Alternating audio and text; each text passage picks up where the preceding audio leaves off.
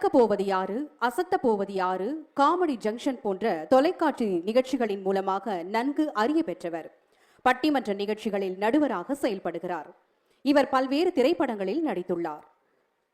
மதுரையில் தனது தாய் தந்தைக்காக ஒரு கோவிலை கட்டியுள்ளார் என்பது குறிப்பிடத்தக்கது. இளைய கலைவாணர் பட்டிமன்ற நடுவர் திரு மதுரை முத்து அவர்களை புத்தகமும் புன்னகையும் என்ற தலைப்பில் பேச திருவள்ளூர் மாவட்ட நிர்வாகம் சார்பில் அன்புடன் கேட்டுக்கொள்கின்றோம். திருவள்ளுவர் எல்லாம் அறிவுஜீவிகளாக எனக்கு இந்த சென்னை மாநகரத்தை ஏன் ரொம்ப பிடிக்கும் அப்படின்னா, கோயம்புத்தூர்னா அந்த ஊரில் கோயம்புத்தூர் மக்கள் மட்டும் இருப்பாங்க, மதுரைனா மதுரை மக்கள் மட்டும் இருப்பாங்க, திருச்சினா திருச்சிக்காரங்க மட்டும் இருப்பாங்க. சென்னையை பொறுத்த மட்டுக்கு தான் 38 மாவட்டத்தில் இருக்கக்கூடிய அருமையான ஒரு சங்கமம். அதனால தான் எனக்கு எப்பவுமே சென்னை மாநகரத்தை பிடிப்பது ஒரு காரணம். என்னை 1 மணி நேரம் பேச சொல்லியிருக்காங்க.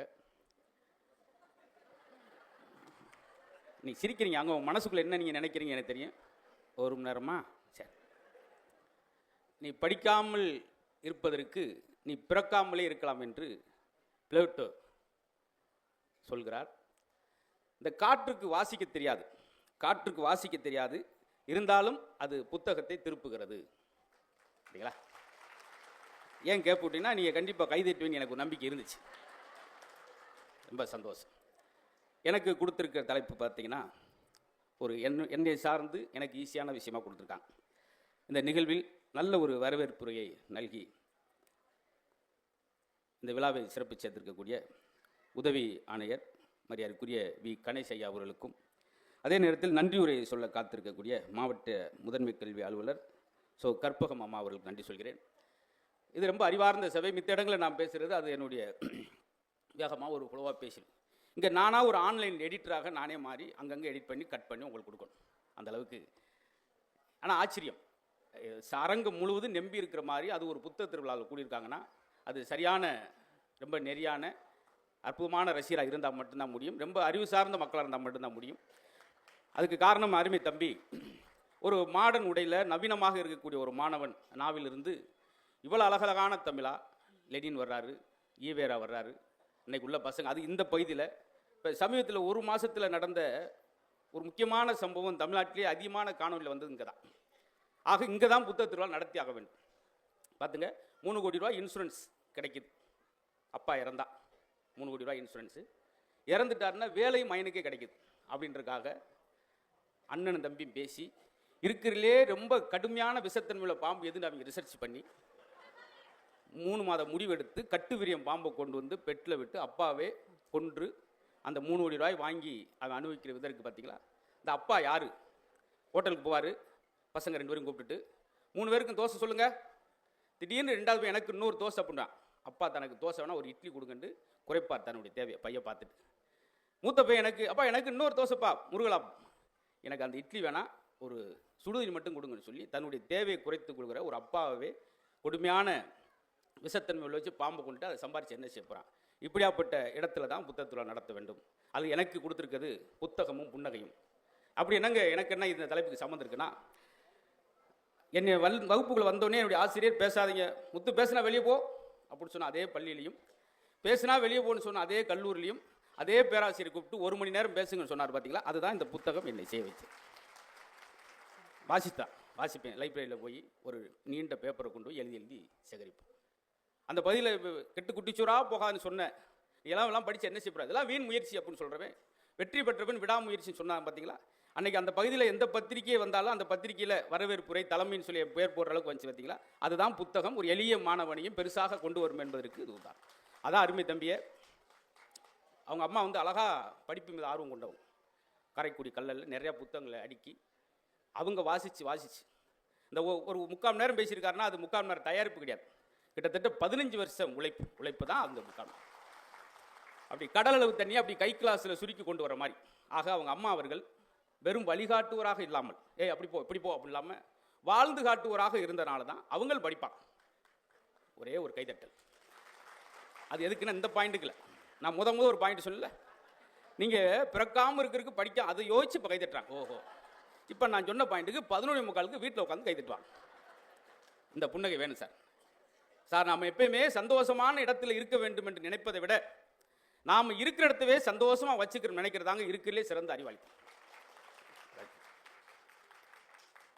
நிரம்ப சார்.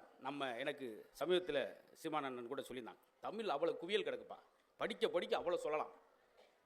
கண்ணதாசன் மாதிரி தம்பி நிறையா சொல்லிட்டாரு, சொல்லாத ஆட்கள் சொல்லு. நம்மளுக்கு சிறந்த ஒரு மனோதத்துவ நிபுணர் வேணும். இன்றைக்காவது பரவாயில்ல, நிறையா மீடியாக்களில் பார்க்குறோம், காணொலியில் பார்க்குறோம். அன்றைக்கெல்லாம் காட்டில் வேலை செய்கிறவங்க, டிராக்டில் வேலை செய்கிறவங்களுக்கெல்லாம் துக்கத்தில் துயரத்தில் நீ வாழ்ந்து என்ன செய்ய போகிற நினைக்கிறவங்களுக்கு கண்ணதாசனுடைய 4 வரிகள் இன்றைக்கி கவுன்சிலிங் போகிறவங்க இல்லையா, அன்றைக்கி ஒட்டுமொத்த தமிழ் மக்களுக்கு ஒரு கவுன்சிலர் இருந்தார் கண்ணதாசன். உலகம் 1000 சொல்லட்டுமே, உனக்கு நீதான் நீதிபதி, மனிதன் எதையோ பேசட்டுமே, உன் மனசை பார்த்துக்க நல்லபடி. இப்படி வரிகளை சொல்லி ஆறுதல் படுத்திருக்கிறாங்க. பார்த்தீங்களா, இந்த புத்தக திருவிழா உண்மையிலேயே எது வெறுமனே போவோம், ஒரு 10 பேர் இருப்பாங்க, ஏதோ ஒரு விஷயத்தை பேசுவோம், ஒரு துணுக்க பேசுவோம், ரசிப்போம், சிரிப்பும் இல்லாமல் உட்கார்ந்தது போக நின்று கொண்டு ரசிப்பது. நானும் நிறையா புத்தக திருவிழாவுக்கு போயிருக்கிறேன். அது திருவள்ளூரில் ரொம்ப சாத்தியம் பண்ணியிருக்கீங்க. உங்களுக்கெல்லாம் பெரிய பாராட்டுகள். இந்த மாதிரி செய்தியெல்லாம் ஊடகத்தில் கொண்டு வர ரொம்ப நல்ல பணி. ஏன்னா இன்றைக்கி நெகட்டிவான விஷயம் தான் வேகமாக பரவுது. பாசிட்டிவான விஷயமே தமிழறிஞர் மணி பேசுகிறார். யாராவது கேட்குறீங்களா? சுகிசிவம் ஐயா அவர்கள் காணொலி அழகழகான விஷயம். ஏன் என்னுடைய அன்பு தம்பி அவ்வளோ விஷயங்களை படைக்கிறார் பார்க்குறோமா? கிடையாது. அது தாய்க்குழுங்க உங்களை தான் சொல்லும். நீங்கள் வேகமாக சமைக்கிறதா எதுக்கு? வீட்டுக்காருக்கு சாப்பிட்றக்கா? வேகமாக சமைச்சு ஸ்டேட்டஸ் வைக்கணும்.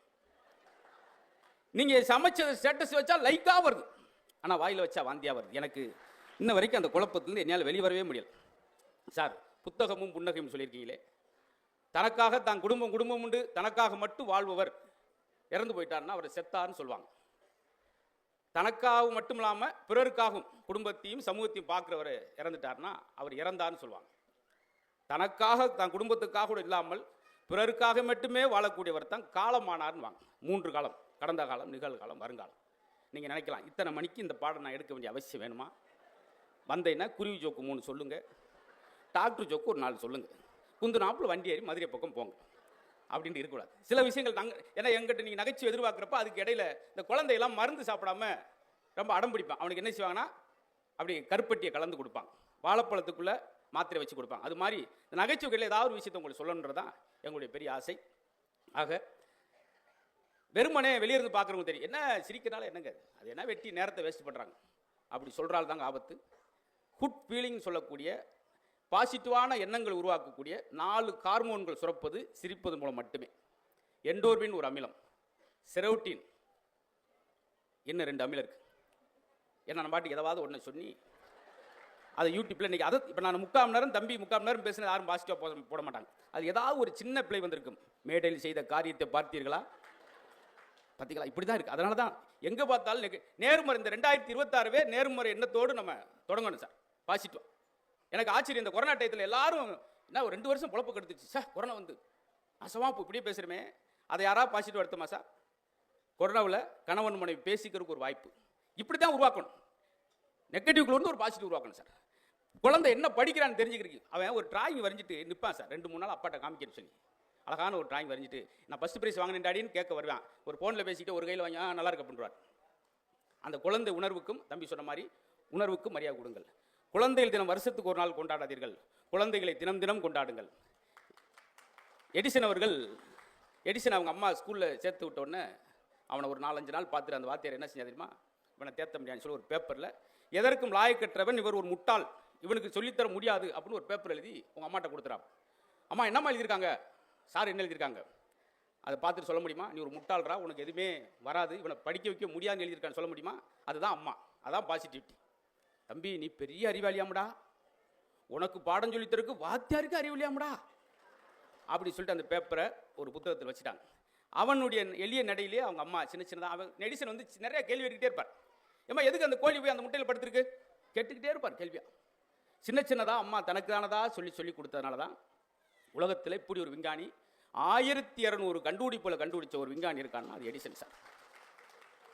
அந்த வார்த்தை அவன் காதில் கேட்டிருந்தா அது உருவாக்கி இருக்குமா? அந்த வீடு காலி பண்ணும்போது அந்த பேப்பரை அந்த எடுக்கும்போது அந்த பேப்பர் எடுத்து பார்க்குறான், எதற்கு லாய்க்கற்ற முட்டாள் அப்படின்ற அந்த பேப்பர் இருக்குது, அதை பார்க்குறாரு. பார்த்தீங்களா அம்மா எப்படி நம்மளை பாசிட்டிவாக வளர்த்துருக்காங்க. குழந்தைய கூட அப்படி தான் வளர்க்கணும். நான் ஒரு வார்த்தை அந்த பார்த்தீங்களா இங்கே முன்னுக்கே இருக்காங்க 2 பேர் மருத்துவர், தம்பி சொன்னார் இல்லையா, 2 பேர் மருத்துவர், தான் குழந்தையும் மருத்துவர் அப்படின்ற எண்ணம் இல்லாமல் அவனுக்கு ஒரு புதுமையான அழகான பெயரை வைத்து இந்த கெட்டப் போட்டு கொண்டு வந்து உட்கார வச்சுருக்காங்களா, பெரிய முன்னோடி. அந்த பெற்றோர்களை பெருசாக வணங்குகிறேன், பாராட்டு. ஒரு குழந்தை பிறக்கும்போது குழந்தை பிறக்கிறதுக்காக ஒரு அம்மா அழலாம், பிறந்த பின்னாடி அவனை நினச்சி ஒரு அம்மா அழக்கூடாது. அதுக்கு தான் இந்த சம்பவங்களை சொன்னேன். ஏன்னா பசங்க இன்னைக்கு ரொம்ப அறிவாளி சொல்கிறேன் பார்த்தீங்களா. நியூட்டனை பற்றி வாத்தியார் பாடம் நடத்துறார். நியூட்டன் வந்து ஒரு ஆப்பிள் மரத்துக்குள்ள படுத்திருந்தார். அப்போ ஒரு ஆப்பிள் மரம் மரத்துலேருந்து விழுந்துருச்சு.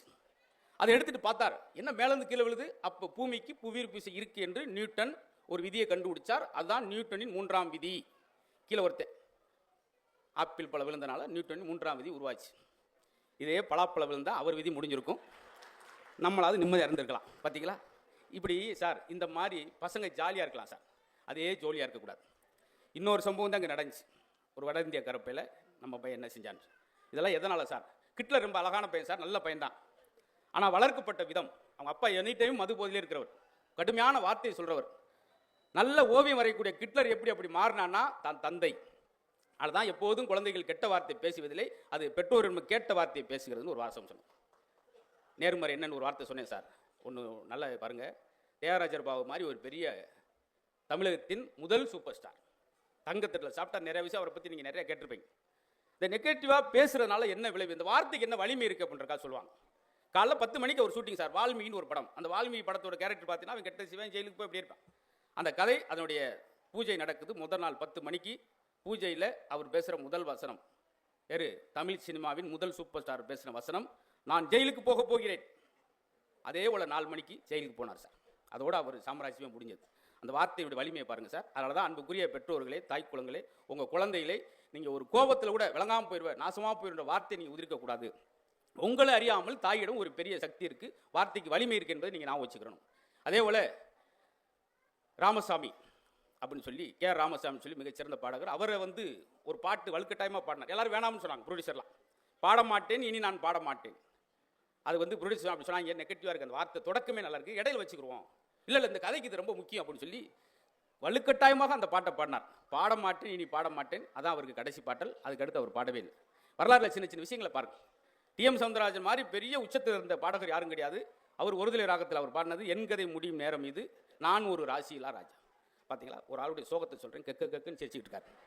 இதுலேருந்து என்ன தெரியுதுன்னா, மதுரமுத்து என்ன சொன்னாலும் அது ஜோக்குன்ற மாதிரி ஆகிப்போச்சு. நானாக ஃபீல் பண்ணி இன்னைக்கு ஒரு புதிய முயற்சியில் சிந்தனையாக பேசணும்னு பேசுகிறேன். அதுக்கும் சிரிக்கிறார், செத்து உருண்டிருக்காரு. அப்படி சூப்பர் சார், செத்து எப்படி உருண்டிருக்காம பாருங்க. இதுதான் சார் கால மாற்றம். முன்னாலாம் 10 ரூபா இருந்தால் சார் 10 பேர் சாப்பிடலாம். அன்றைக்கி ஒரு ஹோட்டல் எட்டி பார்த்தேன், 80 ரூபா பில் போட்டாங்க சார். நானாவது எட்டி பார்த்தேன், என் பக்கத்தில் இருக்கு 150 ரூபா, அவன் கொஞ்சம் மோந்து பார்த்துட்டான் அப்படின்னு. இதை பேர் தான் காலம் சார். ஆரோக்கியத்தை பற்றி சொல்கிறோமே, இது பூரா நான் வர புத்தகத்திலேருந்து சொல்கிறது. அதனால தான் புத்தகமும் புன்னகையும். ஆரோக்கியத்தை பற்றி சொல்லும்போது அன்றைக்கெல்லாம் பெண்கள் மேனுவல் ஒர்க்கு சார். எங்கள் அப்பத்தா 124 வயசு இருந்தாங்க, 124 வயசு. இந்த ஆட்டு உரல் என்னைக்கு வீட்டை விட்டு வெளியே போச்சோ இந்த உடல் மருத்துவமனைக்கு போயிடுச்சு. ரொம்ப நன்றி. இது மித்த ஊரில் கைதிட்டினாங்கன்னேன்னு சொல்லி நான் கேட்ப விட்டேன், நீங்கள் அதை விட பெரிய கேப்ப விட்டீங்க. அதனால தான் எல்லா இடத்துலையும் ஒரே மாதிரி எதிர்பார்க்க கூடாது. எங்கள் அப்பத்தா வந்து மதுரை திருமங்கலத்தில் இறக்கும்போது 124 வயசு. என்ன காரணம்னு சொல்லணும், இன்னைக்கு உள்ள இளைய தலைமுறை தெரிஞ்சுக்கிறதுக்காக சொல்கிறேன். பெண்கள் அவங்க ஒரு நாள் கூட மிஷின் பார்த்ததே கிடையாது. இந்த நீங்கள் வேக்கம் கிளர் ஏதோ சொல்கிறீங்க, அது கிடையாது. காலைல 3:30 மணிக்கு ஒரு சின்ன 1/2 அடி விளக்கமாக எடுப்பாங்க, கீழே குனிஞ்சு கூட்டிக்கிட்டே போனாங்கன்னா பக்கத்து தெருவுக்கு போயிடுவாங்க. அங்கே ஒருத்தன் சைக்கிள் ஏற்றிட்டு வந்து மறுபடியும் விட்டுட்டு போவேன். 5 ஆளுக்கு கிட்ட கூட்டிக்கிட்டே போய் பஸ் ஸ்டாண்டு பக்கம் போயிடுவாங்க, மறுபடியும் அவந்திக்கிட்டு வந்து விட்டு போவேன். ஏன்னு சொல்கிறேன்னா சார், வியர்வையை சேமிக்கிறவன் வியாதியை சேமிக்கிறான். 124 வயசுன்னு சொல்கிறோமே, எதனால் சார்? இந்த வேர்வை வெளியே வந்துக்கிட்டே இருக்கேன் சார். டாக்டர் சொல்கிறார்ல, நல்லா வேகமாக நடங்க. இக்கிகாய் அப்படின்றது மிகச்சிறந்த ஒரு புத்தகம் சார், ஜப்பானிய புத்தகம். சிறந்த சுய முன்னேற்றத்துக்கான புத்தகம் அதான். எல்லா நாட்டுகளுக்கும் ரொம்ப பிரசித்தி பெற்ற இக்கிகாய்ன்ற ஒரு புத்தகம். அதில் தான் 94 வயசு வரைக்கும் ஒரு தீவில் ஆரோக்கியமாக இருக்காங்க, 70 வயசில் குழந்தை பெற்றுக்கிறாங்க. அதுக்கு காரணம் என்னன்னா, ஜப்பானிய வந்து நடக்க மாட்டான், நடக்காமல் கொஞ்சம் வேகமாக ஓடுவேன். நீங்கள் பாருங்கள், நாட்டில் ட்ரெயின் கூட போய் நடந்துகிட்டே இருப்பான் வேகமாக. இதைத்தான் மருத்துவர் என்ற சொன்னது, 3/4 மணி நேரம் போங்க முத்து, ஸ்பீடாக நடங்க, கையை வீசி வீசி நடங்க, பக்கத்தில் செல்போன் பேசக்கூடாது. இதான் ஒரு வாக்கிங்கான அழகு. 3/4 மணி நேரம் முடிஞ்சோன்னா 10,000 அடி சட்டையை கழுத்தி புளியணும், வேர்க்கணும். இதுதான் வாக்கிங். ஆனால் நம்மளால் இன்றைக்கி என்ன செய்யறான், 2 ஸ்டெப்பு போகிறேன், 2 உளுந்த விட ஒன்று லவக்குன்னு மேய்ஞ்சி செம்மறியாடு மாதிரி மேய்ஞ்சிட்டு, அது நான் போண்டாவா அது பார்சல் கட்டினேன், முறுக்கு 4 கொடுங்க, ஏன்னா அங்கிட்டு போய் கொஞ்சம் தாகமாக இருக்கும், அது நான் டீயா ஒரு 1/2 லிட்டர் ஊற்றுங்க. அப்புறம் 16 வருஷம் வாக்கிங் போகிறேன், ஒன்றும் வெயிட்டு குறையிலையே. எப்படி குறையும்? நீ 200 ரூபா பைக்கில் வச்சுட்டு போகிற, உங்களை நிறுத்து. மொத்தம் ஒரு வாக்கிங் எப்படி இருக்குன்னா, நடையில் ஆரம்பித்து வடையில் முடியுது. இதுக்கு பேர் வாக்கிங்கா சார்? கிடையவே கிடையாது. ஆச்சரியமாக இருக்கும் சார். ஆனால் வாக்கிங் போகிறவங்க நான் ஒரு சின்ன டிப்ஸ் என்னால் முடிஞ்சது சொல்கிறேன். நல்ல வேகமாக நடக்கணும், நல்ல வாக்கிங் வேணும்னா நிறையா தெருநாய்கள் இருக்கு, தெருவில் போங்க. அவ்வளோ ஸ்பீடாக அப்படின்னு 3/4 மணி நேரம் நிற்காம ஓடுவீங்க. அங்கிட்டு ஒரு நாய் குறைச்சினா வீட்டுக்கு வந்துடுவீங்க. பார்த்தீங்களா? இதெல்லாம் இன்னுமே ஒன்று இருக்குது. இன்னொன்று இருக்குது. நீங்கள் வெயிட் குறையும்னா இன்னொரு சின்ன டிப்ஸ். 1 கிலோ கடுகு எடுத்துக்கங்க. காலைல 6 மணிக்கு 1 கிலோ கடுகு எடுத்துக்கிட்டு கீழே கொட்டி விட்டுட்டு குனிஞ்சு ஒவ்வொன்றா எடுங்க. அந்த காமெடி நல்லா இருந்துச்சு, அதோட நிறுத்திருக்கலாம். இதை சொல்லி அதை விட இந்த ஸ்கோப் வாங்குறேன்னு சொல்லி தற்பெருமையில் இருக்கிற பேர் என் பேரை வேற யாரும் கெடுக்கணும், நானே கெடுத்துட்டு போனாத்தேன். பார்த்தீங்களா சார்? ரசிக்கணும் சார். நான் முந்தின நாள் ரசிச்சதை சொல்கிறேன் சார். புத்தகங்களோடு நீங்கள் வாசிப்பதும், நல்ல இசை, மெல்லிசான இசையை கேட்பதும், கண்ணில் தண்ணி வர அளவுக்கு குலுங்கி சிரிப்பதும் உங்களுக்கு வாழ்நாளில் 5 ஆண்டுகளை நீட்டுகிறது. நான் வெறுமனே இங்கே வந்து பேசுகிறோம், நகைச்சுவாக பேசுகிறோன்றத யாரும் வீண் நினைச்சிட வேணாம். கவிப்பேரசு தான் சொல்கிறார், எந்தெந்த வீட்டு திண்ணையெல்லாம் சிரிப்பொலி கேட்கிறதோ அந்த வீட்டு திண்ணையில் மரணம் வந்து உட்கார்வதே இல்லை. உன்னுடைய சிரிப்பின் நீளம் எவ்வளவோ அதுதான் உன்னுடைய ஆயுளின் நீளம். நீ ஒவ்வொரு முறை சிரிக்கும் போதும் உன் சவப்பட்டிலிருந்து ஒரு ஆணி கழட்டப்படுகிறது. வாழ்க்கை பூட்டியே கிடக்குது, அது சிரிப்பு சத்தம் கேட்டால் மட்டும் திறந்துது. பார்த்தீங்களா? நம்மாழ்வார் சொல்கிறார் சார், உலகத்திலே சிறந்த நீர் 2 தான். ஒன்று கண்ணீர், இன்னொன்று உமிழ்நீர். இந்த உமிழ்நீர் வந்து எல்லா புண்களையும் ஆற்றக்கூடிய அற்புதமான விஷயம். நல்லா ஊறுகாய் பார்த்துட்டு தயிர் சாதம் சாப்பிடுவாங்க பார்த்தீங்களா? உமிழோடு சாப்பிடுவாங்க. உமிழோடு சாப்பிட்றவனுக்கு சுகர் வந்ததா வரலாறே கிடையாது சார். அது இல்லாதனால தான் இன்றைக்கி சிக்கல். உமிழ் பாருங்கள், ஏதாவது ஒரு யானை, ஒரு நாய்க்குட்டி, ஒரு பூனைக்குட்டியை பாருங்களேன், அது புண்ணை அதே நாவால் நக்கி ஆற வைக்கும். அதனால தான் சொன்னது. இன்னொன்று, இந்த மேடையில் இப்போ தம்பியெல்லாம் தூக்குமரெல்லாம் சிரிச்சிருக்கு. அன்னைக்கு அண்ணனை பற்றி என்ன பேசினாரோ இவ்வளோ உச்சத்தில் வந்தாலும் அதான் பேசுவார். இவங்கெல்லாம் ஜெயிச்சது காரணம் என்ன தெரியுமா? ஒரு பேச்சாளன் யார் என்றால், வாயை பயன்படுத்தவன்லாம் பேச்சாளன் அல்ல, வார்த்தையை பயன்படுத்தவன் தான் பேச்சாளன். சங்கு ஊதிட்டாங்க அப்படின்னா அது நெகட்டிவ் சார். அதே சங்கு முழங்கியது அப்படின்னு சொன்னீங்கன்னா அது பாசிட்டிவ். ஒரே விஷயம் தான், நீங்கள் சொல்கிற பொறுத்து.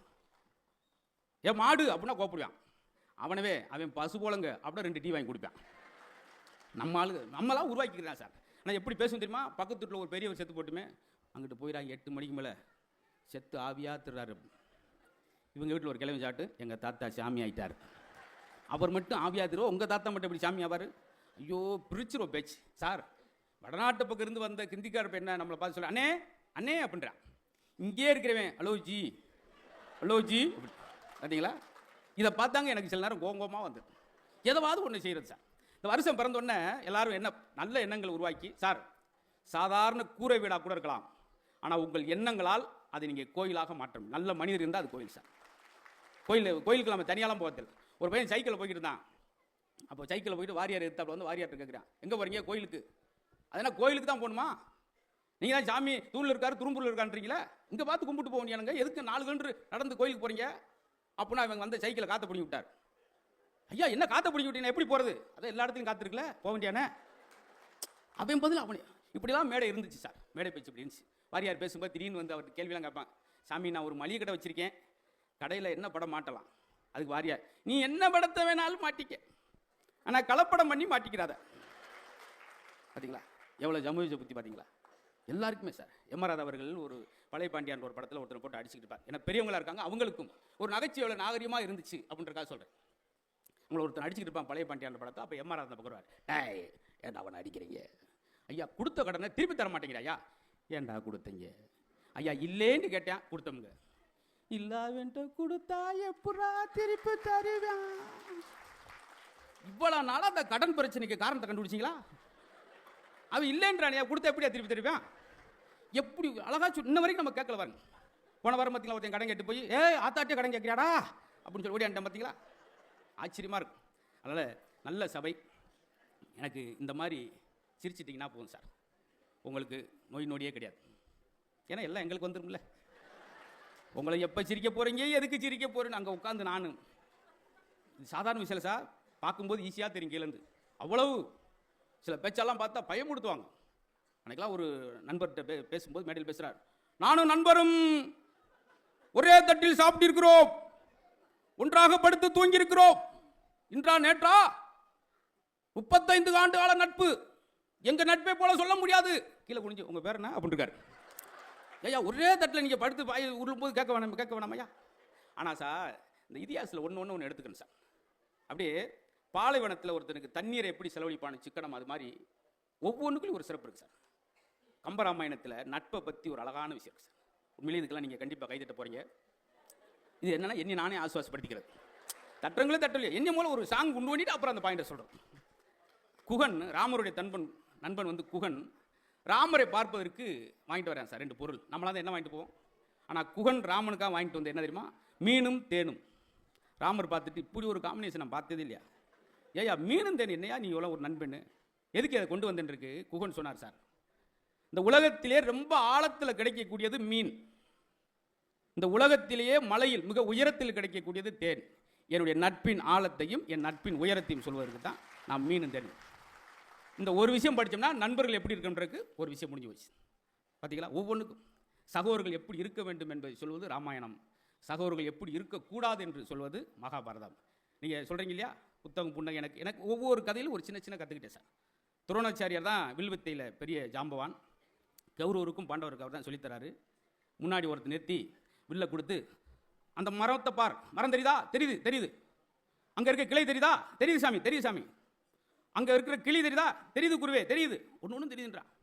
கிளியோட கழுத்து தெரிகிறதா, தெரியுது குருவே, தெரியுது. அப்போ அம்பை இழுத்து விடுறான். கிளி ஒருக்கு 3 கிலோமீட்டர் கிட்ட போதும். அடுத்து வர்றார், கேட்கிறார் அதே துரோணாச்சார், மரம் தெரிகிறதா, தெரியல குருவே. சுற்றி இருக்கலாம் சந்தோஷம் போச்சுடா, இனி நம்ம தான் வின்னர். கிளை தெரியுதா, தெரியல. ஆத்த அடி, இவன் வில்லு விட்டு. அங்கே இருக்க கிளி தெரியுதா, இவன் இன்னும் அவ்வளோதான். கிளியோட கழுத்து தெரிகிறதா, தெரிகிறது. அம்பை விட்டான், கிளி 2ஆக போச்சு. அவனுக்கு வேறு எதுவும் தெரியல சார், கிளியோட கழுத்து மட்டும் தான் தெரிஞ்சு. இதுதான் நோக்கம். உன்னுடைய நோக்கம் எதுவாக இருக்கிறோ அதில் தான். இதை நான் படித்த பின்னாடி தான் சார் மிகச்சிறந்த சிங்கமாக இருந்தால் கூட ஒரே நேரத்தில் 2 மானை விரட்டுச்சுன்னா ஒன்றையுமே பிடிக்க முடியாது. நோக்கம் ஒன்றாக இருக்க வேண்டும் என்பதை படித்த பின்னாடி எனக்கு இதன் மேலே வரும். இப்படி ஒரு சின்ன கதை நம்மளை மாற்று சார். ரஸ்கின் எழுதிய புத்தகம் தான் மகாத்மா காந்தியை உருவாக்கியது. அன்னை தெரசா, இந்த இந்தியாவே கொண்டாடுற அன்னை தெரசாவை உருவாக்கியது ஒரு புத்தகம் கிடையாது சார். ஒரு புத்தகத்திலோட ஒத்த வார்த்தை தான் இந்த உலகத்துக்கு அன்னை தெரசாவை தந்தது. ஒரு ட்ரெயினில் படிச்சுக்கிட்டு போகிறப்போ ஒரு வாசகத்தை படிக்கிறாங்க. இந்த பூமியில் நீ பிறந்ததற்கான கூலி தான் நீ பிறருக்கு செய்யும் சேவை. இந்த ஒத்த வாசகம் அன்னை தெரசா உருவாக்கி. அப்போ மாணவர்கள் யோசிச்சு பாருங்களேன் சார், ஒரு வாசகம் ஒரு ஆளை உருவாக்குற மாதிரி இந்த மாணவர்களுக்கு எவ்வளோ விஷயம். என்னை கேட்பாங்க பார்த்தீங்களா, தம்பி சொன்னார்ல, அசத்த பேரில் பார்த்தேன் 200 வாரங்கள் தொடர்ச்சியாக பேச நான் தான் முதல்ல பேசணும். தப்பி தேவை முதல் எபிசோடு ஏதாவது உளறிட்டேன்னா அந்த எபிசோடே என்னிட்டு தான் வேஸ்ட்டாக போச்சு சொல்லிடுவாங்க. அந்த வாசிப்பு இன்னைக்கு நான் நின்று பேசுகிறேன் பார்த்தீங்களா, அதுக்கு காரணம் அவ்வளோ வாசி. இப்போ மாதிரி அப்போ காணொலி கிடையாது, யூடியூப்பில் பார்த்தெல்லாம் பேச முடியாது. அப்படி ஒரு கஷ்டம். அன்றைக்கெலாம் என்னடா நம்மளை எல்லா வாரமும் பேச வைக்கிறாங்க, ஒரு சலிப்பாக இருந்துச்சு. ஆனால் அந்த உழைப்பு, அந்த கஷ்டம், எவன் ஒருவன் புண்பட்டவனோ அவன் தான் பண்பட்டவனாக மாற முடியும் அப்படின்றதுக்கு துளையை தாங்குகிற மூங்கில் தான் புல்லாங்குழலாக மாறும். ஒவ்வொரு ஓட்டையாக போன தட்டிக்கு அமைதியாக இருக்கும். அவசரப்பட்டு உடஞ்சுன்னா விறகுக்கு போயிடும். உளியோட வலியை தாங்குகிற கற்கள் தான் ஆலயத்துக்குள்ளே கோயிலாக கருவறைக்குள்ளே போகும். உடஞ்சி போகிறது இங்கே போயிடும் மாதிரி. எங்கள் அப்பா இருக்கும்போதே கணக்கு வாத்தியார் என்னை அடிச்சிட்டார். எங்கள் அப்பா என்னை இது வரைக்கும் அடிச்சார், அவருக்கே சங்கடம். ஆனால் வாத்தியார் அடித்தாரே நாங்கள் அன்றைக்கி வருத்தப்பட்டோம். அந்த ஒவ்வொரு அடியும் தான் இன்னைக்கு நின்று ஒரு இதில் சிறப்பு விருந்து நான் கூப்பிட்றது வந்து பார்த்தீங்களா. ஆனால் இன்னைக்குள்ள மாணவருக்கு அது ஒரு அவமானமாக நினைக்கிறாங்க பார்த்தீங்களா. அதுவும் இங்கே தான் நடந்துச்சு. அதையும் கூட அந்த கதையும் சொல்லிடுறேன். ஒரு பிடி வாத்தியார் திட்டான்றக்க அவங்க அப்பாவுக்கு ஃபோன் பண்ணி அந்த ஆசிரியரை பஸ் ஸ்டாண்ட்லேயே அடித்த சம்பவம் தான் நடந்துச்சு திருவள்ளூர். இப்படி இந்த புத்தக திருவிழா இன்னும் இதோடு இல்லாமல் இந்த அரங்கம் போதான்ற அளவுக்கு இன்னும் மக்கள் வரணும் சார். வந்து இந்த அருமையான தம்பி இளம் வயதில் வெற்றியாளர், வேற ஒன்றும் ரோல் மாடலுக்கு காரல் மார்க்ஸே பாருங்கள், லெனினை பாருங்கள், சாக்ரடிஸை பாருங்கள், மேடையில் இருக்கிறவே பாருங்கள் அவங்க எப்படி இருந்தாங்க. ஒரு குட்டி கிராமத்தில் கல்லுன்ற ஒரு பகுதியில் சாதிச்சு தொடுற துறை பூரா அந்த பேச்சாற்றல் பார்த்தீங்களா, அவ்வளோ வாசிப்பு சார். அது மாதிரி நம்ம குழந்தைகளும் எல்லா குழந்தைகளுக்கும் ஒரு அடையாளம் இருக்குது. நம்ம தான் எனர்ஜியான வார்த்தையை குழந்தைகளுக்கு பெற்றோர்கள் சொல்லணும் சார். காலைல குழந்தை எழுப்பும் போதே வீரியமிக்க வாசகத்தோடு எழுப்புங்கள். குழந்தை எப்படி எழுப்பணுமா, காலைல எந்திரிங்க, திருவள்ளூர் கலெக்டர் எந்திரிங்க, அவன் படபடன் வேர்த்தணும், ஐயோ ஆத்தா நம்மளை பெருசு அம்மா எதிர்பார்க்குறாங்களே, கமிஷனர் எந்திரிங்க, அவனுக்கு அப்பயே ஒரு அப்போ சார் நம்ம எண்ணம் பாரதியார் சொன்ன மாதிரி பெரிதினும் பெரிதுகள். நீ இன்ஜினியர் ஆக நினைச்சா தான் கொத்தனார் வேலைக்காக போக முடியும். எடுத்தோடனே கொத்தனார்னா சித்தால் போய் சிரஞ்சு எடுக்க வேண்டியதான். இருக்கோ இல்லை பெருசாக உன்னை கேளுக்க. அது மாதிரி குழந்தைய அப்படி கவர்னர் எந்திரிங்க, கமிஷன் எந்திரிங்க சொல்லணும். அவனுக்கு ஒரு நம்பிக்கை, ஐயோ அம்மா பெருசாக எதிர்பார்க்குறாங்க. ஆனால் நம்ம காலைல குழந்தை எப்படி எழுப்புறோம், எந்திரி எருமை, ஆட்டம் 1/2 மணி நேரம் ஆச்சு, அவன் எருமை மாதிரியே தான் இருப்பான். எனக்கு இந்த மாணவர்கள் ஏன் பிடிக்குமா சார், நாங்கள் படிக்கும்போது 8 கொஸ்டின் கொடுத்து 5க்கு ஆன்சர் எழுதுனா முழிப்போம். ஆனால் இன்னைக்குள்ள பசங்க 8மே எழுதுறான் சார். ரைட்டோ தப்போ எழுதுறான் பார்த்தீங்களா, அதவே பாராட்டணும். சாய்ஸில் விட மாட்டேங்கிறான். கடல் அரிப்பை தடுக்க நாம் என்ன செய்ய வேண்டும், லேசாக சொரிஞ்சு விட வேண்டும். பார்த்தீங்களா, அதை ஒரு சாய்ஸில் விடல சார், ஏதோ ஒன்று பில் பண்ணுறால. நம்ம படிக்கும்போதெல்லாம் 1 மார்க் கொஸ்டினுக்கு 1 வரி தான் எழுதுவோம். ஆனால் இன்னைக்கு 1 வேர்டுக்கே 13 எழுதுறவனா இருக்கியா சார்? கஸ்தூரிபாய் குறிப்பு. அவன் வாங்கி பார்த்தேன், ஒன்றுமே தெரில, குறிச்சிருவோம். காந்தி மனை நோட்டை 1 மார்க் கிடச்சிரும். ஆனால் அவனா ஒரு பாயை உருவாக்கிட்டான், கஸ்தூரிபாய். இது ரொம்ப அகலமான பாய். இந்த பாய் எடுத்துகிட்டு போய் மெத்தில் விரித்து எல்லோரும் உட்காந்து தூங்கலாம், நடு வீட்டில் விரித்து எல்லோரும் சாப்பிடலாம். இந்த பாயை 2ஆ கிழிச்சு 2 வீட்டுக்கு கொடுக்கலாம். அவர் சட்டையை கிழிச்சிட்டார். என்னப்பா கிழிச்சுக்கிட்டே போகிறேன், அடுத்த பக்கத்தை திருப்ப அங்கிட்டு ஆரம்பிக்கிறான். கஸ்தூரிபாயின் வகைகள்: ஒலப்பாய், தார்பாய், நார்பாய், ஆஃபீஸ் பாய், ஸ்கூல் பாய், ரூம் பாய். அவருக்கு படபடன்னு வேர்த்து 2 குளுக்கோஸ் ஏற்றிட்டு வந்து உட்காந்துருக்காரு. ஐயோ, இன்னைக்கு கொல்லாம விட மாட்டேன் போலயே, இவன் என்னதான்டா சொல்ல வர்றான்னு சொல்லி அடுத்த பக்கத்தை திருப்ப அங்கிட்டு ஆரம்பிக்கிறான். கஸ்தூரிபாய் வாஜ்பாய் விட பெரியது. 4 மாத்திரை போட்டுட்டு கெச்சம் கடிச்சார். சார், நான் வேலையை ரிசைன் பண்ணிக்கிறேன், எங்கேயாவது விருந்தினர் பஸ் ஸ்டாண்டில் போய் வெள்ளரி பிஞ்சு இழந்த பழம் வியாபாரம் பார்த்து பொழைச்சிக்கிறேன். இப்படி ஒரு பொழப்பு எனக்கு தேவையில்லை சார். என்னையா 15 வகை எழுதிருக்கா சார் 1 எடுக்கு? அவர் அங்கிட்டு இருந்து போனை கட் பண்ணியா, உனக்கு அது 15 வகை எழுதிருக்கேன், பெரும்படு. எனக்கு ஒரே வேலை என்னைய குழப்பிருக்காயா. என்ன சார்? கஸ்தூரி பாய் இல்லை கேள் அப்படின்னு ஓட்டிருக்கேன். நான் யார்கிட்ட போயா கேட்பேன், ஏயா வத்திரிச்சல் கலப்புற. பார்த்தீங்களா, இதை நம்ம சிரிக்கிறோம், பாராட்டன்ல. இவன் தான் சார் பெரிய படைப்பாளி. அவர்யான் ஒரு சீரியல் 15 வருஷத்துக்கு எடுக்கிறாங்க பார்த்தீங்களா, அது இவன் தான். ஆச்சரியமா ஒரு சீரியல் கதை முடியவே இல்லை. டைரக்டர் எவ்வளோ சொல்லி பார்த்தாங்க, சார் முடிங்க சார், முடிங்க சார், என் பேரெல்லாம் பெரியவனா வந்து கேட்குறான் சார், கதையை முடியும். டைரக்டர் முடிக்கவே இல்லை, கடைசியில் டைரக்டரே முடிச்சுட்டாங்க. போடா நீ வசப்பட மாட்டடா, நீ நானும் சொல்லி பார்த்துட்டோம்டா. பார்த்தீங்களா, இதா சார் குழந்தை செல்வம். குழந்தையில பென்ட்ரைவ் மாதிரி வைக்காங்க. பென்ட்ரைவ் என்ன செய்யுது, காப்பி பண்ணி பேஸ்ட் பண்ணு. குருட்டு மனப்பாடம் பண்ணி வளர்கிற குழந்தைய விட சுயம்பா எழுதுகிற குழந்தைகளும் சாதிப்பான். நாங்கள் படிக்கும்போது தமிழ் கொஸ்டினாக ரெகுலராக ஒரு கொஸ்டின், செய்வன என்றால் என்ன, சேப்பாட்டுவன். அதுக்கு ஒருத்தர் ஆன்சர் எழுதினான். 3 மாதம் அந்த பேப்பரை திருத்தனை வாத்தியார் ஐஸ் வார்டில் படுத்துட்டார். படித்ததுக்கே எழுதியிருக்கான், செய்வன என்பது நம்மளுடைய பரம்பரை எதிரிகளுக்கோ அல்லது ஜென்ம விரோதிகளுக்கோ கைகால்கள் விளங்காமல் போக வேண்டும் என்று நாம் கோடாங்கியும் சோசியரையும் கூட்டு வந்து எலுமிச்சம்பழம் கோழி மூட்டை பொம்மையில் வைத்து சுடுகாட்டில் உட்கார்ந்து நாம் செய்வதான் செய்வினை. உதாரணத்திற்கு எங்கள் பெரியப்பா எங்களுக்கு செய்துள்ளார். ஏன்னா உதாரணத்துக்கு ஒரு மார்க் இருக்குது. இவ்வளோ விஷயம் இருக்குது பார்த்தீங்களா சார். இதெல்லாம் எதுக்கு சொல்கிறேன்னா, எதுக்கோ சொல்கிறேன்னு நினைக்காங்க. இப்போ உங்களை வந்து ஒரு சாக்கு நிறையா ஒரு 40 மரக்க நெல்லை போடும்போது அதுக்கடுத்து போட முடியாது. அப்போ அது ஒரு குழுக்குனா கொஞ்சம் ஸ்பேஸ் கிடைக்கும். அது மாதிரி நீங்கள் சிரிக்கும்போது உங்கள் கவலையெல்லாம் வெளியே போகணும் சார். அதுக்காகத்தான். ஏன்னா மனசு விட்டு உண்மையாக ஒரு நிமிஷம் சிரிச்சா டாக்டர் சொல்கிறதான் ஒரு சொல் ரத்தம் ஊறும். இப்போ 1 மணி நேரம் சிரிச்சிருக்கீங்க, ரத்தம் கோப்போன்னு ஊறி காது வழியாக மூக்கு வழியாக ஒழுகுனாலும் ஒழுகும். இதெல்லாம் இருக்கட்டும் சார். நான் சொல்ல வந்த விஷயம் தான், வீல் சேரில் வாழ்க்கை தொடங்குது. குழந்தையா இருக்கும்போது பாருங்கள், அப்படி வீல் சேரில் வச்சு கொண்டு வரோம். வீல் சேரில் குழந்தை வாழ்க்கை தொடங்குது. 80 வயசில் அதே வீல் சேரில் வச்சு அவர் கொண்டு வரோம். அப்போ வீல் சேரில் தொடங்குற வாழ்க்கை வீல் சேர்லேயே முடியுது. இடையில இந்த 40 வருஷம் எதுக்கு வீல் கத்துறீங்க? அதை மகிழ்ச்சியாக கொண்டாடுங்க. புத்தர் ஒருத்தனை பார்த்து கேட்டார், அவர் சீடனை பார்த்து, உனக்கு என்ன வயசாகுது? ஐயா 23. உன்னை பார்த்தா 73 மாதிரி தெரியுது, நீ 23 என்கிறாயே. இல்லை, நான் மகிழ்ச்சியாகவும் சந்தோஷமாகவும் வாழ்ந்த ஆண்டு 23, அதுதான் நான் வாழ்ந்த வாழ்க்கையாக உணர்கிறேன். ஒரே விஷயம், ஒரு ஆளுக்கு கஷ்டமாக இருக்குது, ஒரு ஆளுக்கு சிரமமாக இருக்குது சார். திருச்செந்தூர் கடற்கரையில் 2 சாமியார் சந்திக்கிறாங்க. சுவாமி வணக்கம் சுவாமி. பதிலுக்கு அவரும் சுவாமி வணக்கம். தாங்கள் எப்படி சுவாமியாக மாறினீர்கள்? அது பெரிய வேடிக்கை, கூறுங்களேன் ரசிப்போம். இளம் வயதில் கலாகலா என்று ஒரு பெண்ணை விரும்பினேன். காதல் கைகூடவில்லை, சாமியாராய் விட்டேன். என் கதை இருக்கட்டும், தாங்கள் எப்படி சுவாமியாக மாறினீர்கள்? அந்த சனியை முடிச்சு கலவை நான் தான் கல்யாணம் பண்ணேன். பார்த்தீங்களா சார், உங்கள் மகிழ்ச்சியை உங்களை தவிர வேறு யாரும் அனுபவிக்க முடியாது, கொடுக்க முடியாது. நம்மளே உருவாக்கிட்டே தான் சார்.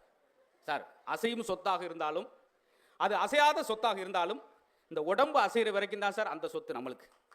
அதை வச்சுக்கிட்டு நம்ம ஒவ்வொரு ஆளும் என்னென்ன பேசுகிறோம் பார்த்தீங்களா சார். ஒரு கோழி எப்படி சார் சொல்லுவோம்? சார் என்ன வெட்டைக்கோழினே, முட்டை கோழினே, என்னையே ஊற்ற தேவையில்லை, எல்லாம் 3 கிலோ இருக்கும் முட்டை கோழி அப்படின்னு சொல்லி கோழி அறிமுகப்படுத்தணும். ஒரு ஆட்டுக்குட்டி எப்படி அறிமுகப்படுத்தும்? என்ன இளம் ஆடுனே 17 கிலோ, கொழுப்பே கிடையாது. மனுஷன் எப்படி அறிமுகப்படுத்தும்? என்ன முனியாண்டினே 53 கிலோண்ணே, நெஞ்செலும்பு நல்லா இருக்கும்னே, சுவரொட்டிலாம் சூப்பராக இருக்கும்னே, அப்படியே சொல்லி அறிமுகப்படுத்துவோம். 6 அடி உயரம் இருந்தால் கூட சிரிக்காத மகனுச்சுன்னா அவன் ஒரு உம்னா மூஞ்சிங்க. பாருங்க, எல்லா இடத்துலையும் மேடையில் அழகுக்காக வைக்கிறது பூக்களை தான் வைக்கிறாங்க. எதுக்கு? ஏன் எல்லாருக்கும் பூக்களை பார்த்தோன்னு பிடிக்கிறான்? சிரித்து கொண்டே இருப்பதனால் பூக்களை எல்லோருக்கும் பிடிக்கிறது. நீங்களும் சிரித்து கொண்டே இருங்கள், மக்களை சிரிக்க வைக்க பாருங்க. இந்த சமூகத்தில் பெரிய மாற்றத்தை உருவாக்குனவங்களாம் சாதனையாளர். குடைவள்ளல் எம்ஜிஆர் என்றும் அவர்கிட்ட போய் ஒருத்தன் உதவி கேட்டால் அடுத்து எவன்ட்டுமே உதவி கேட்காத அளவுக்கு கொடுப்பார் என்று சொல்கிறோம். அவர் கற்றுக்கிட்டதே ஒரு நகைச்சுவாளர்கிட்ட தான். என்எஸ் கிருஷ்ணன் அவர்கள் சொல்லி தான் எம்ஜிஆரே பிறருக்கு கொடுக்கணும், ஒரு நகைச்சுவாளர் சொல்லி தான் ஒரு கதாநாயகனே உருவானு. இதெல்லாம் வரலாறு சொல்கிறோம். இப்போ இப்படி ஒரு சபை எல்லா இடத்தையும் எங்களுக்கு அமையாது. நல்ல அழகாக உட்காந்து ஒவ்வொரு விஷயத்தையும் இதே நகைச்சுவை கஸ்தூரிபாய் ஜோக்கை ஒரு இடத்துல சொன்னேன். என்னாச்சுன்னு தெரியுமா? அதோடு என் கஸ்தூரிபாய் ஜோக்கு அன்னைக்கு கூட முடிஞ்சு. எல்லா இடத்தையும் சார் எங்கே பேசுகிறோம்ன்ற முக்கியம் இல்லை சார், யாரிடம் பேசுகிறோம் என்பதான் முக்கியம். நல்ல ரசிகர்கிட்ட, நல்ல ரசனை உள்ளாட்ட அவர் நல்லா பேசுகிறாருங்க. யார் சொல்லுவாங்க தெரியுமா? நல்லா ரசித்தவனால தான் அதை சொல்ல முடியும் சார். உலகத்திலே சிறந்த ரசனையாளர் யார் தெரியுமா? டிகேசி ரசிகமணி. அதுக்கு ஒரு காரணத்தை சொல்கிறேன். இவர் மாதிரி உலகத்தில் ரசனை உள்ள மனுஷன் நீங்கள் பார்க்க முடியாது. அதுக்கு இந்த ஒரு சம்பவம் ஒன்று. அவர் பேரன் இறந்ததுக்கு கவிஞர் நாமக்கல் ராமலிங்கம் பிள்ளையிட்டு ஒரு இரங்கல்பா ஒரு கவிதை வருகிறது. அதை படிச்சுட்டு என்ன சொன்னா தெரியுமா? டிகே ரசிகமணி அவர்கள் நல்லா இருக்குது, நல்லா எழுதியிருக்காங்களான்னு சொல்ல, இதுதான் ஒரு ரசனையின் உச்சம். அவர் அந்த கவிதை இரங்கல்பா படிச்சுட்டு சொல்கிறாரு, இப்படி ஒரு தமிழில் ஒரு அழகான இரங்கல்பா வரும்னா நான் இன்னொரு பேரனையும் இழக்க தயார்னு ஒரு மனுஷன் சொல்கிறான் சார். அந்த ரசனை வேணும் சார். நான் முந்தின நாள் ரசித்ததை உங்களுக்கு அப்படியே சொல்கிறேன். ராவா எதுலையுமே எந்த பில்டப் இல்லாமல் சொல்கிறேன். எனக்கு ஒரு மீன் வச்சாங்க, வறுத்த மீன், இலை வச்சு தட்டு வச்சு மேலே ஒரு ரவுண்டாக ஒரு வெங்காயம் வச்சு வச்சாங்க. எடுத்து லவக்கு நான் சாப்பிடல, சும்மா பார்த்தேன். அந்த மீன் இறந்து போனதுக்காக மலர் வளையம் வைத்துள்ளார்கள். அதுதான் வெங்காயம். அங்கே வரமா வெங்காயம் எதை போய் சொல்கிறான் பாரு அப்படி. ஏன் அந்த மீன் முடிஞ்சது தெரியுமா? ஆயிலில் விழுந்ததுனால அதனுடைய ஆயில் முடிஞ்சது. இதை முத இங்கே தான் நான் சொல்கிறேன். இதை அடுத்து நான் எங்கேயாவது சொல்லணும்னு நினச்சிங்கன்னா இதோடு இதை 3 அடி குழி கொண்டு இந்த மீனை பொறிச்சிட்டு போயிடுவேன். அது உங்கள் கையில் தான் இருக்குது. அந்த மீன் ஏன் வறுத்த மீன் யாருக்கா தெரியுமா? இவ்வளோ நாள் சாப்பிட்றமே, அது வறுத்த மீன் யாராவது கண்டுபிடிச்சிங்களா? ஏன் வறுத்த மீன்? இப்போ பாருங்கள், தன் பிள்ளைகளை பிரிந்து, தான் தாய் தந்தைகளை பிரிந்து எண்ணெயில் விழுந்த உடனே வருத்தப்பட்டிருக்கும் இல்லையா? அதனால் அதுக்கு பேர் வறுத்த மீன். இந்த வலுக்கட்டாமல் கைதட்டுற தைசி நேர்த்திருங்க. ஒரு அம்மா இருந்தா வருத்த மீன், நாங்காண்டா இப்போ வருத்தப்பட்டு கிடக்கோம், ஏன் வந்தோம்னு இப்படி வருத்தப்பட்டு கைதட்டாங்க. இன்னும் இருக்குது, இன்னமும் இருக்குது அப்படின்னு. அந்த மீனே செத்துட்டு ஜோக்குன்னு சாக மாட்டேங்குது. அதுக்கடுத்து அந்த மீன் அந்த இலையை பார்த்து சொல்லுது, இது பூரா நானாக பண்ணேன் சார், நானாக ஒரு மீனை பார்த்து ரசிச்சேன். இது மாதிரி ஒவ்வொன்றையும் ரசித்தோம்னா நம்மளுக்கு 5 ஆண்டுகள் அதிகம் சொல்கிறேன். அந்த மீன் அந்த இலையை பார்த்து சொல்லுது, நீயும் வாழலை நானும் வாழலை, கீழே தட்டு, இது அடித்தட்டு மக்களுக்கும் போன்றதுக்கு தான் நான் சொல்கிறேன். அடியில் தட்டு. ரொம்ப நன்றி. அம்மா கோச்சிட்டு போகிறீங்களா? வருத்த மீனுக்கு அவங்க வருத்தப்பட்டாங்க, அந்த மீன் வருத்தப்பட்டுச்சு, அவங்க வருத்தப்பட்டான் பாவம். இப்படி சின்னதாக சார் பாலியல் தொடங்குகிற வாழ்க்கை பாலியலே முடிகிறது சொல்கிறோம். ஆனால் நான் நேரத்தை எப்போயுமே இந்த கவனிக்க மறந்துடுவேன். ஆனால் நல்ல எனக்கும் சரி என் தம்பிக்கும் சரி எல்லா இடத்துலையும் இப்படி பேசிட முடியாது. இவ்வளோ நேரம் நான் 10 நிமிஷத்தில் முடிச்ச இடமும் உண்டு, பேசாமல் இந்த பக்கம் ஏறி அங்கிட்டு இறங்கின இடமும் உண்டு. அப்படியெல்லாம் நடந்திருக்கு. அன்றைக்கெல்லாம் நான் கேட்கவே இல்லை. இதான் அழகாக வந்தாங்க, தம்பிக்கு அழகான புத்தகம், அந்த புத்தகத்தை பூரா தம்பி படிச்சுட்டு அடுத்த வாரமே பேசிடுவார். ஆனால் ஒரு ஆள் புத்தகம் எழுதிட்டார், 100 ஆண்டு காலம் நோய் நொடி இல்லாமல் வாழ்வது எப்படி. முந்தின நாள் தான் 46 வயசில் இறந்து போயிட்டார் பாவம். அண்ணன் ஒரு ஆள் கைதட்ட நான் கவனித்தேன். அவர் 4 இடத்துல கைதட்டினார். அந்த 4 இடம் யாருன்னா, ஒருத்தன் பாடியாக போனது, ஒருத்தன் இறந்தது. இது ஒரு வகையான ரசனை பார்த்தீங்களா? ஆச்சரியமாக இருக்கும் இந்த மாதிரி. சார் ஒன்று வேணா, நாம் சந்தோஷமான இடத்துல இருக்க வேண்டும் ஒரு வாசம் ஆரம்பித்தேன். நமக்கு பிடித்தவர்களால் நம்மோடு இருக்க வேண்டும் என்று நினைப்பதை விட நலமோடு இருக்க வேண்டும் நினைப்பது தான் ஒரு மனிதனுக்கு அழகு. இதை நான் சொந்தமாக சொல்ல, ஒரு பேப்பரில் ஒரு புத்தகத்தில் படித்து சொல்லி கைதட்டுறீங்க பார்த்தீங்களா? இதுக்கு தான் சார் வள்ளுவருடைய குரல்லே அழகான குரல் 2 இருக்குது சார். அந்த 2க்கு மட்டும் ஒரு சின்ன விளக்கத்தை சொல்லிட்டு அதுக்கடுத்து நீங்கள் இருந்தீங்கன்னா பேசும். ஒருமை கண் தான் கற்ற கல்வி எளிமையும் ஏமாப்புடைத்து. ஒரே ஒரு முறை கற்ற கல்வி 7 ஜென்மத்துக்கும் கூட ஒன்று வருதுன்னா அது கல்வி மட்டும்தான் சார். கொடுக்க கொடுக்க குறைவது செல்வம், கொடுக்க கொடுக்க வளர்வது கல்வி சார். அது வள்ளுவர் குரலில் அந்த இன்னொன்று பாருங்க, அன்புடைமை ஒரு அதிகாரத்தில் இருக்கும் 40 50, அருளுடைமை பக்தி 70 80 ஒரு அதிகாரத்தில் இருக்கும். ஆனால் ஒழுக்கமுடைமை பாருங்க 100வது அதிகாரத்தில் இருக்கும். நீ அன்புல 50 மார்க் வாங்க நான் பரவாயில்ல, பக்தியில் 70 மார்க் வாங்காட்டி கூட பரவாயில்ல, ஆனால் நீ ஒழுக்கத்தில் 100 மார்க் வாங்க வேண்டும் என்பதால் தான் ஒழுக்கமுடைமை 100வது அதிகாரத்தில் வச்சார். எல்லாருக்கும் நடஞ்சிருமா சார்? அவ்வளவு அழகு சார். ஏன்னா எனக்கு எப்பவுமே இந்த முன்னோர்கள், எங்கள் பாட்டி எங்கள் அப்பத்தான்னு சொல்லுவோம், அது திண்ணையில் உட்காந்துருக்கு. அப்போ நான் அந்த விஜய் டிவி கலக்கு பேரில் பேசிக்கிட்டு இருக்கேன். அப்போ தான் ஆரம்பிச்சது. பக்கத்து வீட்டு கிழவி எங்கள் அப்பத்தாட்ட கேட்கு, உன் பேரன் தினம் பேக்கெடுத்துக்கிட்டே போகிறானே, என்ன வேலை பார்க்குறான்? எங்கள் அப்பத்தை தெரியலனா தெரியும் சொல்லலாம். என் பேரன் சிரிப்பு காட்டுற வேலை செய்கிறான், சிரிப்பு காட்டு. ஆமாம், அந்த நாடகத்தெல்லாம் பப்புனா வருவான். நான் கும்பிட்டேன், உங்களுக்கு கொஞ்ச நேரம் தெரியாட்டி பேசாமல் இருங்க, அதையும் ரசிக்கேன். அந்த தாத்தா பாட்டி கிடைக்காம போயிட்டாங்க பார்த்தீங்களா நிறைய பேருக்கு. நீங்கள் வந்து பாருங்கள், அவ்வளோ ஆச்சரியம், அழகான விஷயம்லாம் இருக்குது. சொன்னால் ரொம்ப நேரம் போகும். தம்பி மேடையில் வேலுநாச்சியார் பற்றியெல்லாம் இருக்குது. ஈவேரை பற்றி சொன்னார். தாம் படிக்கும், நான் படுக்கும் அறைக்கு பக்கத்திலே படிப்பறை வைங்கன்னு சொன்னதான் டாக்டர் அம்பேத்கர். பக்கத்தில் நான் நேரத்தை திருடுகிறேன். நாம் பயணம் செய்யும் போதெல்லாம் அதிகமாக படித்தவர் தான் ஜவஹர்லால் நேரு. பார்த்தீங்களா? சாதாரண காஞ்சிபுரத்தில் வந்த சிஎன் அண்ணாதுரை இருந்தவர் கன்னிமாரா நூலகத்தில் ஒவ்வொரு புத்தகங்களாக படித்ததனால்தான் சிஎன் அண்ணாதுரையாக இருந்தவர் பேரறிஞர் அண்ணாதுரையாக மாறினார். அவருக்கு புற்றுநோய் ஆப்ரேஷன் பண்ணணும். அப்போ சொல்கிறார் அண்ணா, பார்த்துங்க எவ்வளோ அழகான வார்த்தை பாருங்கள், படிக்கின்ற ஆர்வத்தை தூண்டுற வார்த்தை பாருங்கள். புற்றுநோய் உடனடியாக ஆப்ரேஷன் பண்ணன்னு சொன்னக்கு அண்ணா சொன்னது, ஒரு நல்ல புத்தகத்தை படிச்சுக்கிட்டு இருக்கேன், ஒரு 2 நாள் ஆப்ரேஷன் தள்ளி வைக்கலாமா, ஏன்னா அதோடைய முடிவு தெரியணும், சுவாரஸ்யமாக இருக்குது, அழகாக இருக்குது அப்படின்னு சொல்லி உயிர் பிழைக்கிற கூட தள்ளி வச்சுட்டு புத்தகத்தை படித்தனால தாங்க அறிஞர் அண்ணாவை இன்ன வரைக்கும் கொண்டாடுறோம். பார்த்தீங்களா? இப்படி ஒவ்வொரு ஆளுக்கு ஒருவர். சார் இன்னும் கொஞ்ச நேரத்தை தூக்கு, இன்னும் கொஞ்ச நேரத்தை தூக்கில் போடணும். அப்போ வார்டனை கூப்பிட்டு அவர் கேட்குறார், இந்த லெனின் பற்றி ஒரு புத்தகம் கேட்டேனே, அது வாசிக்கன்னு ஆசைப்பட்டேன், நீங்கள் தரவே இல்லை. யோ, இன்னும் 1 மணி நேரத்துக்கு உனக்கு தூக்கிலே போட போகிறேன், நீ லெனினை பற்றி இப்போ படிச்ச என்ன ஆசிய? இல்லை, நான் சாகருக்கு முன்னாடி சில விஷயங்களை தெரிந்து கொண்டு சாக இல்லையா? அவர் தாங்க பகத்சிங். பார்த்தீங்களா? அப்படி சாகருக்கு முன்னாடி கூட விஷம் குடிப்பது, விஷம் கொடுத்து கொள்ளணும் சாக்ரட்டிஸை, அப்போ கூட படிச்சுக்கிட்டே இருந்தார். இப்படி அடுத்த நிமிடம் நம்மிடம் இல்லை என்ற போது கூட படிப்பினுடைய அவசியம், புத்தகத்தினுடைய அவசியம். அது வெறும் காகிதம் அல்ல, அது மனிதனை மாற்றும் ஆயுதம் என்று சொன்னார் ஒரு கல்வி. அதனால் உங்கள் குழந்தைகளுக்கு எதை பற்றி நீங்கள் சொல்லித்தாருங்களோ இல்லையோ, புத்தகத்தினுடைய பெருமையை சொல்லித்தாருங்கள். கடுமையான கிராமம். என்னுடைய நிகழ்ச்சி முதல் டிவியில் வரும்போது அதை பார்ப்பது கூட என்கிட்ட டிவி கிடையாது. அப்படியாப்பட்ட கிராமத்தில் நின்று வானத்தை இப்படியே பார்த்துக்கு, விமானம் எங்கள் வீட்டு பக்கத்தில் பெருங்குடி ஏர்போர்ட் இருக்குது, விமானம் போகிறது ஆச்சரியமாக பார்ப்போம். தென்னை மரத்தில் ஏறிலாம் உட்காந்துருப்போம், விமானம் வரும்போது ரெக்கையை பிடிச்சிட்டு போகிறோமா, நான் மரமெல்லாம் ஏறுவேன். அப்படி இருந்து எங்களுக்கு ஒரு 103 நாடுகள் போகிற மாதிரி ஒரு எளிய மாணவனை பரிசு ஆக்கியது இந்த புத்தகம். எந்தவித வசதி இல்லாப்ப எங்களவே இந்த மலகு உருவாக்கினா அன்றைக்கு உங்கள் பசங்களுக்கு நிறைய வாய்ப்புகள் பின்பலத்தில் இருக்கிறது. ஆக குழந்தைகளை உற்சாகப்படுத்தணும், எனர்ஜெட்டிக்காக கொண்டு வரணும். இவ்வளவு புன்னகை நான் பேசினா அதுக்கு முழுக்க முழுக்க எனக்கு பின்னாடி உள்ளது புத்தகம். அதில் தான் புத்தகமும் புன்னகை என்று பேர் வச்சது. இன்றைக்கி உள்ள முழு ரகசியம் தான் வாசிப்பு மீது உள்ள ஆர்வம். இப்போ கூட ஒரு மேடைக்கு போனால் நான் பாட்டுக்கு 4 மணி நேரம் எதுவுமே இல்லாமல் பேசுவேன். இருந்தாலும் ஏதாவது ஒன்று புதுசாக ஒன்று சொல்லணும்னு சொல்லி ஒரு தேடலோட ஒரு ஆர்வத்தோடு போகிறேன். பார்த்தீங்களா? அதுதான் 20 வருஷம் தம்பி சொன்னார், என்ன 20 வருஷம் நான் சின்ன வயசில் பார்த்து அதே நெருக்கின்னு சொல்கிறார். பார்த்தீங்களா? அதுக்கு காரணமும் அந்த புத்தகம் தான். தம்பியும் அதே மாதிரி அவன் நீண்ட ஆளுகள் இருக்கிற வரைக்கும் அவனால் மேடையில் பேச முடியும். நிரம்ப கருத்து இந்த மாதிரி அறிவுஜீவிகள் இருக்க வேண்டும். தேடல்கள், அந்த புத்தகத்தை கடலில் தண்ணி அப்படி கை கிளாஸில் கொண்டு வந்து கொடுப்பதான் ஒரு பேச்சாளருடைய அழகு. நிரம்ப படித்து இந்த மேடையில் படைக்க வேண்டும். நீங்களும் இந்த புத்தக திருவிழாவை இன்னும் சிறப்பாக, இன்னும் பெருமையாக, இன்னும் விசாலமாக நடத்துங்கள்.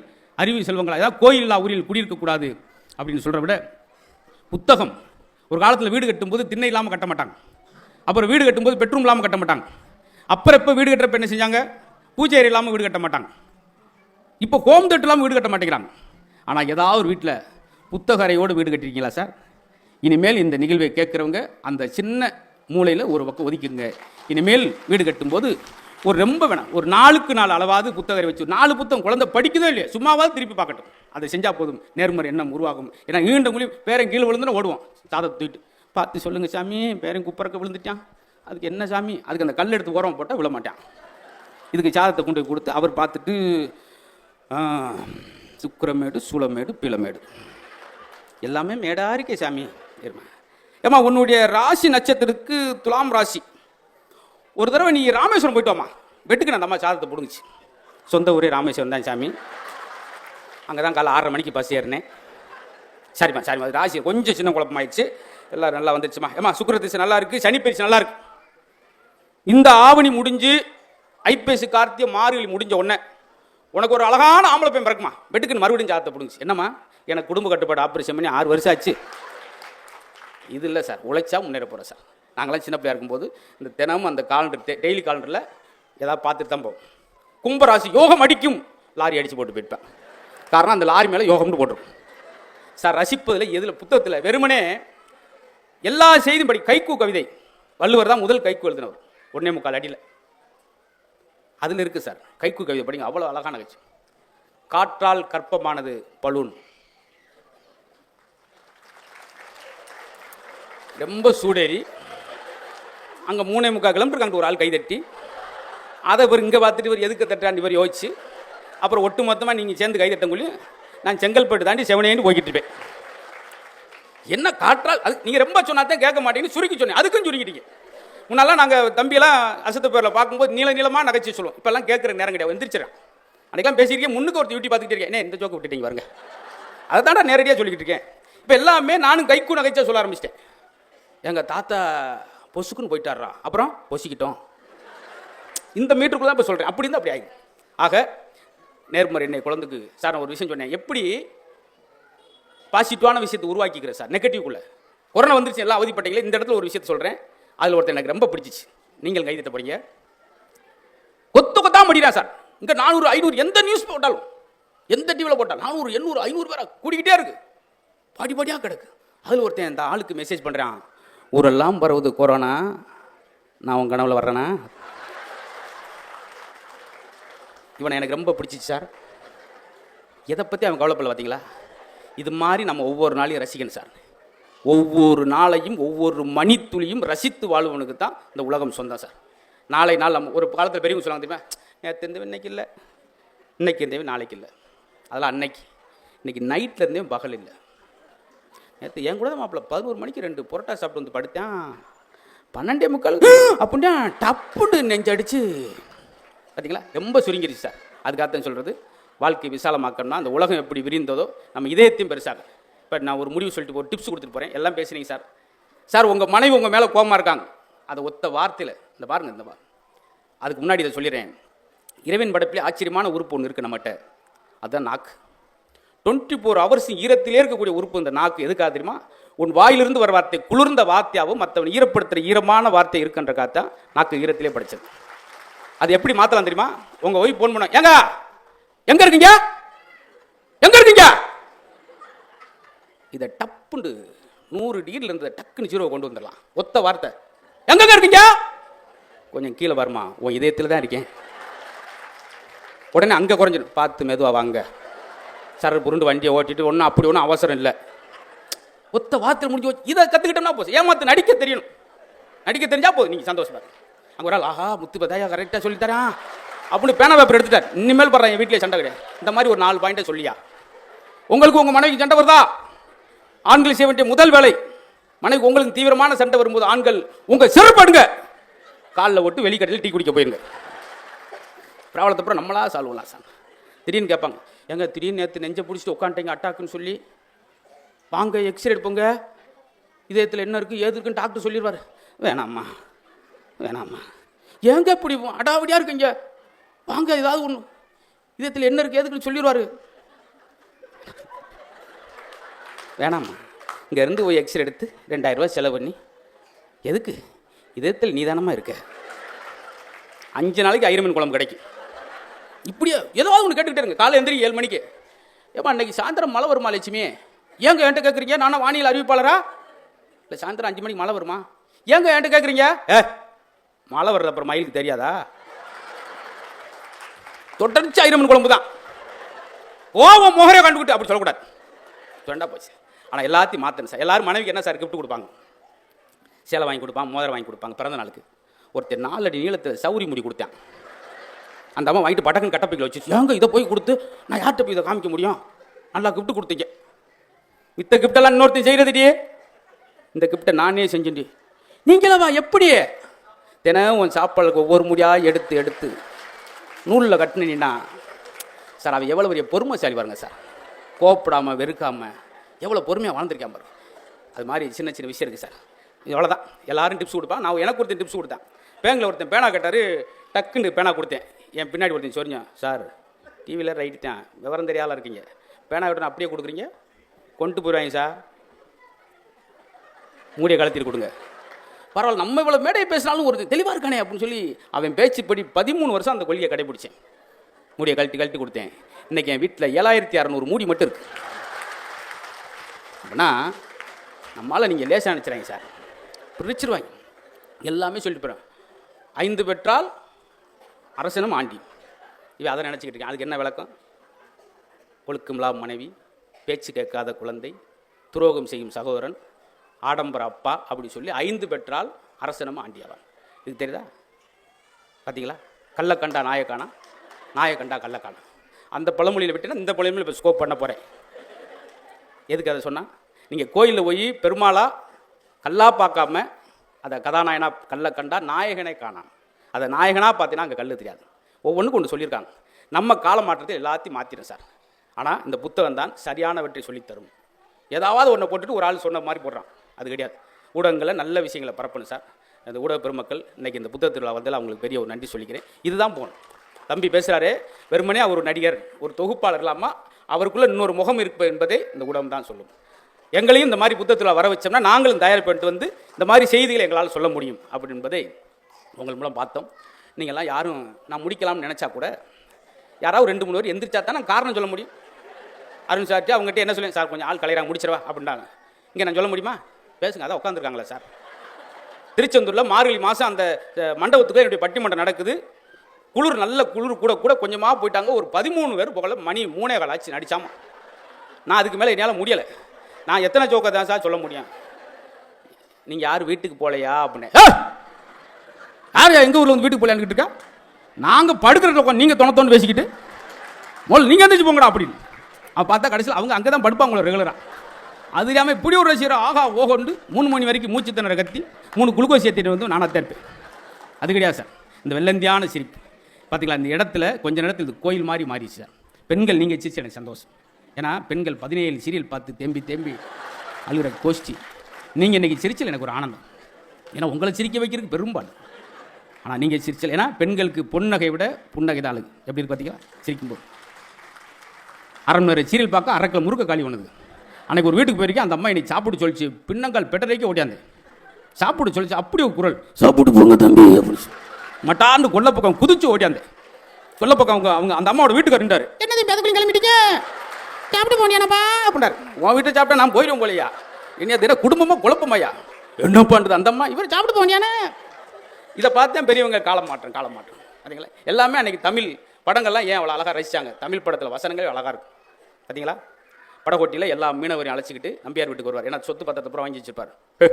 மாணிக்கம் எங்கே வந்து என்ன பேசுகிற, அதுக்கு என் மக்கள்கிட்ட அவங்க அறியாமல் பேசுகிறேன். ஏன் இடத்துல வந்து என்ன பற்றியே பேசுறியா, நீதியை பேச இதமா தேவை, எங்கே வேணாலும் பேசலாம், எப்படி வேணாலும் பேசலாம். இப்படிலாம் கேட்ட மக்கள் இன்றைக்கி எல்லாமே மாறிடுச்சு அப்படின்னு வேதனை பிறப்ப புத்தகங்கள். சார் நீங்கள் ஒரு இன்ஜினியரிடம் பேசினால் நீங்கள் இன்ஜினியர் ஆக முடியாது, ஒரு மருத்துவரிடம் பேசினால் நீங்கள் மருத்துவராக முடியாது, புத்தகத்திடம் பேசினால் நீங்கள் எல்லாமே ஆக முடியும் அப்படி என்பதா உண்மை. உயிருள்ள மனிதனை நண்பனாக பெற விட உயிரற்ற புத்தகத்தோட பேசி பாருங்கள் சார். ஒவ்வொரு பக்கத்துக்கு என் தம்பி சொன்ன மாதிரி துப்பாக்கியிலிருந்து வரும் தோட்டா ஒரு முறை தான் வெடிக்கும், புத்தகத்தில் ஒவ்வொரு பக்கத்திலும் வெடிக்கும். உங்கள் குழந்தைகளுக்கு படிக்க சொல்லிக் கொடுங்கள், வாசிக்க கற்றுக் கொடுங்கள். புத்தகத்தை வாசிக்காமல் அதை நேசிக்கவும் நல்லா யோசிக்கவும், இது மாதிரி ஒரு பெரிய உலகத்தவே மாற்றக்கூடிய பெரிய ஆயுதம் புத்தகம் என்று சொல்லி ஜூலியஸ் சீசர் சொல்கிறாரு. பிறருக்கு கொடுக்கக்கூடிய அழகான பரிசு எது என்றால் அதுதான் புத்தகம் என்று சொல்லி யார் சொல்கிறாரு? என்னது, ஏன் நான் முடிஞ்சிட்டு போகிறக்கா? முடிக்காங்க. நான் விக்குன்னு கீழே விழுந்து கிடப்பேன். அப்போ ஒரு அம்மா வந்து, தம்பி கொஞ்சம் உயிர் இருக்கா, இன்னும் 2 ஜோக்கு சொல்லிச்சுப்பா. நான் கூட தண்ணி தான் கொடுக்க போகிறேன் நினச்சேன். முடிக்காங்க பார்த்தீங்களா. நாங்கள் சம்பாரித்த பேர் நானும் முத்தும் இந்த ஒன்று தான் சார். நீங்கள் அன்பா முடிக்காங்கன்னு சொல்கிறீங்க பார்த்தீங்களா. சில இடத்துல தொணத்தொணண்டு டக்குன்னு முடிங்க 2 குருவி ஜோக்கை போட்டு. சார் சிரிப்புக்கு எவன் நேரம் ஒதுக்கலையோ அவன் மருத்துவருக்கு நேரம் ஒதுக்கிறான். ஏன் ஓங்கி கை தட்டுறா தெரியுமா? ஏற்கனவே யூடியூப்ல இதை பார்த்துட்டார், போட்டாண்டா, இங்கேயும் இதை போட்டாண்டார். எல்லாமே இருக்குது, நம்ம எதை சொல்லணும். இருந்தாலும் நான் சங்கட பண்ணிட்டு இருக்கா சிரிக்கிறார். அன்னைக்கெல்லாம் பார்த்து முன் சீட்டில் பெரிய அதிகாரிலாம் இருக்கீங்க, அழகாக சிரிக்கிறீங்க. இதான் சார், இதான் பேசுகிறாள். எனக்கோ தம்பி முத்துக்கோ முன் சீட்டில் இருக்கிற ரொம்ப அவசியம். அன்னைக்கு ஒரு நாள் கோட்டை போட்டு வர்றப்ப உட்காந்தார். 78 ஜோக்கு பின்னி எடுக்கிறேன். அசையில அவரு அப்படியே தான் இருந்தார். நான் தான் பதறி விடவெடுத்து நான் 4 லிட்டர் தண்ணியை குடிச்சிட்டு மறுபடியும் 33 ஜோக்கு. நான் நினச்சேன் பேச 100 நாள் வேலைக்கு போயிடுவோம், இது நீ லாய்க்கப்படாது போல. ஏன்னா 100 நாள் வேலை ரொம்ப இருக்கிறதுலே ஈஸி. நாளைக்கு புதன்கிழமை போகிற கிளவி 2, சாயந்தரம் 7 மணிக்கு போகிறது ஒரு 3 கிளவி. ஹேண்ட்பேக்கை போட்டுட்டு போங்க. போய் புள்ள முழுசாக பிடிங்கிறாதுங்க. மேலாப்பில் பிடிங்கிட்டு டயர்டாக இருக்கடி வேப்ப மரத்தில் உட்காருங்க. பிரசண்ட 4 வடை வாங்கிட்டு வர சொல்லிடி. எக்கா அவன் வடை இல்லைன்றான், அடுத்த வருஷம் அவனுக்கு ஓட்டு போடாங்கடி. ஏறு ஒரு உளுந்த வடை வாங்கி தரேன்றக்காக அவனுக்கு ஓட்டு போடக்கூடாதான். அது மாதிரி 100 நாள் வேலைக்கு போயெல்லாம் முடிவண்ணே. அப்படி உட்காந்துருக்கார் வெறப்பா. நான் விட்டேன் என்ன சார் சிரிக்கலையா என்னன்னு கேட்குறேன். அவர் தான் ஆர்கனைசர். ரேசா சிரிச்சுட்டா நான் 2000 ரூபாய் சேர்த்து கேட்பேன் நினச்சி, கஸ்தூரி போய் சிரிச்சிடக்கூடாது அப்படின்னு ரெஸ்ட் ரூமில் போய் சிரிச்சு வந்து உட்காந்தார். அங்கே போய் ஆஹா சூப்பர் அப்படின்னு. ஏன் அது நேரில் சிரிச்சானா சார்? சார் எப்படி அழுத்தப்பட்ட நிலக்கரி இறுகி வைரமாக மாறுதோ அடக்கப்பட்ட சிரிப்பும் இறுகி நோயாக மாறும். உடனே வெளிப்படுத்தணும். நான் சொன்னேன் பார்த்தீங்களா ஒரு வார்த்தை, எங்கள் அப்பா 87 வயசு வரைக்கும் ஆஸ்பத்திரியே போகாமல் வந்தால் என்ன தெரியுமா, படுத்தோடனே தூங்குவார், கொரட்டை ஓடு தூங்குவார், வீடே எந்திரிச்சிரும். அது வேறு, அவர் தூங்குவார். ட்ரெயின் கம்பார்ட்மெண்ட்டில் ஒருத்தன் தூங்குவாங்க சார், 13 பேர் எந்திரிச்சு உட்காந்துருப்பாங்க. சில நேரம் அவன் குரட்டில் அவனுக்கே தூக்க வர அப்படி இருக்கான். ஓ நீதாயா, நான் தானா, என்னங்க என் குரல் எனக்கே கேட்குது, அப்படியெல்லாம் ஆச்சரியப்படுத்துறவெல்லாம் இருக்கான். அது மாதிரியெல்லாம் இல்லாமல் நீங்கள் இதான் சார் உங்களுக்கு சொல்கிறேன், மனசு விட்டு இத்தனை மேடை போடனால கணிச்சனால சொல்கிறேன், உங்களுக்கெல்லாம் குறைஞ்ச 110 வயசு சரிங்களா? அப்படி சிரிச்சிங்க. அதனால் இதே மகிழ்ச்சி, இதே ஆனந்தம் ஒவ்வொரு புத்தக திருவிழாவும் உங்களுக்கு கிடைக்கணும். ரொம்ப அறிஞர் பெருமக்கள் வந்து இந்த மேடையில் பேசுகிறாங்க, அத்தனையும் பயன்படுத்தி கொள்ளுங்கள். நான் ஒரு வார்த்தை சொன்னேன், அது எவ்வளோ உண்மைன்ற பார்த்துங்க. அவங்க ஏன் ஆஸ்பத்திரிக்கே போலேன்னா அவரே சிரித்து மகிழ்ச்சியாக டாக்டர் சொக்கலிங்கம் சொல்கிறார் பார்த்தீங்களா, நீங்கள் 95 ஆண்டு காலம் நோய் நொடி இல்லாமல் ஆரோக்கியமாக இருக்க வேண்டும் என்றால் எப்போதும் மகிழ்ச்சியாக நேர்மறை எண்ணங்களோடு சிரித்து கொண்டே இருங்கள், உங்கள் உறுதியாக 95 ஆண்டுகள் இதே நோய் வராது என்று நான் சொல்லல, இதே நிபுணர் டாக்டர் சொக்கலிங்கம் சொல்கிறார். நானும் இப்போ டாக்டர்கிட்ட போனேன், டாக்டர் வலது காது ஒரு வாரமாக கேட்கவே மாட்டேன் டாக்டர்னே, நெஞ்சு வலி சரியாயிரும். அவருக்கு காது கேட்கல சார். அப்புறம் மிஷின் எடுத்து மாட்டி விட்டேன், வலது காது கேட்க மாட்டேங்குது டாக்டர். வயசு என்ன 43 அப்படின்னு. 43 வருஷமாக நீ சொல்லி கேட்காத காது, திடீர்னு நான் வந்து சொல்லி அப்பா கேட்க போகுது, வாங்க சர்பத்து சாப்பிடுவோம் சொல்லி எனக்கு ஒரு சர்பத்து சொல்லி ஈஸியாக அனுப்பிவிட்டார். இது கிடையாது சார், இன்னொன்று சொல்லி முடிக்க போகிறேன். வந்தான் இந்த இடத்துல தட்டி, டாக்டர் கண்ணு மங்களா தெரியுது, உங்களுக்கு உண்மையிலே மங்களத்தையும் தெரியுது, நான் செக்யூரிட்டிப்பா. டாக்டருக்கு அந்த ரூம்புக்கு அங்கே போய் பாருங்க. போனேன், டாக்டர் சொல்லுங்கள் என்ன செய்யுது, கண்ணு மங்க, அப்படியா படுங்க, இந்த மருந்தை ஊற்றுறேன், எரிச்சலாக இருக்கா, சரிங்க படுங்க, நல்லா ஊற்று, எப்படி இருக்கு, இல்லை இனிப்பாக இருக்கு, இன்னும் கொஞ்சம் ஊற்றுங்க. டாக்டர் கண்ணு தெரியாமல் வாயில் ஊற்றி விட்டுருக்காரு, எப்படி தேடி போயிருக்கான் பாருங்க. வாங்க அப்படின்ட்டு அந்த லாரியில் இருக்கிற அந்த நம்பர் பிளேட்டை படிக்க தெரியல டாக்டர். ஆப்ரேஷன் பண்ணிட்டான். ஆப்ரேஷன் பண்ணி முடிச்சுட்டு வந்து அந்த லாரியில் உள்ள நம்பர் பிளேட்டை பாருங்க, லாரியவே காணாமே டாக்டர் அப்படின்னா. செக் பண்ணி பார்க்குறாரு, மிஸ்டேக் நடந்து போச்சு. அவன் வலது கண்ணை சொன்னா இவர் இடது கண்ணை படிப்பிட்டார். பயப்புறாரு, என்ன செய்ய போறானோன்னு போய் பயந்து, தம்பி முருகேசன் சார் ஒரு சின்ன ரிக்வஸ்ட்டு சொல்லுங்கள் சார், எதுவும் பிரச்சனை பண்ண வேணா, நஷ்ட நான் கொடுத்துட்றேன், சொல்லுங்கள் சார், நீங்கள் வலது கண்ணை சொன்னீங்க, நான் இடது கண்ணை பண்ணிட்டேன். ஆட விடுங்க சார், இது ஒரு பெரிய குப்பீர் ஆயிடுச்சு இவருக்கு. என்ன கண்ணவே மாற்றி பண்ணிட்டான், அசால்ட்டை விடுங்கன்ற. ஏன் தம்பி உன் கூறுவார் தெரிஞ்சா நான் ஆரம்பத்தில் கண்ணை மாற்றி சொன்னேன் அப்படின்னா. ஏன்னா இவன் இப்படி பண்ணுவான் அவனுக்கே தெரிஞ்சிருக்கு, இவன் ஆள் சரியில்லாமல் இருக்காரு, நம்ம தொடக்கத்தில் மாற்றிடுவோம், இல்லாட்டி என்ன ஆகும் பார்த்துருக்கீங்களா. ரொம்ப பிரமாதம். என்கிட்ட வந்து 7,30,000 ஜோக்கு இருக்குது, அத்தனை சொன்னால் நீங்கள் வாட்டு உட்காந்துக்கிட்டே இருப்பீங்க. முத்துக்குமரன் பாரு, ஏன்னா நானும் பேசியிருப்பேன் அப்படின்னு. இருந்தாலும் எல்லாமே தேர் மாதிரி அளவாக இருக்கணும்.